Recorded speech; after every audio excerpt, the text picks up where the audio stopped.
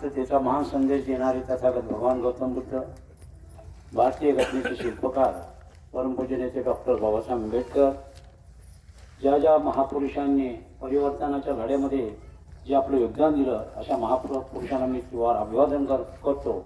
आणि आपण आज या पुण्यानुमोदनाच्या कार्यक्रमानिमित्त या भगिनीच्या पुण्यानुमोदनाच्या कार्यक्रमानिमित्त आपण जे सर्व माता भगिनी आणि प्रतिष्ठित मान्यवर उपस्थित झालेले आहेत. आज या कार्यक्रमाच्या निमित्त जे प्रवचनकार बौद्धाचार्य धम्मप्रवचनकार आपले सुधाकरजी यांनी जे आपल्यासमोर जे धम्मविधीच्या माध्यमातून त्याचप्रमाणे अतिशय मोलाचं प्रवचन दिलेले आहे.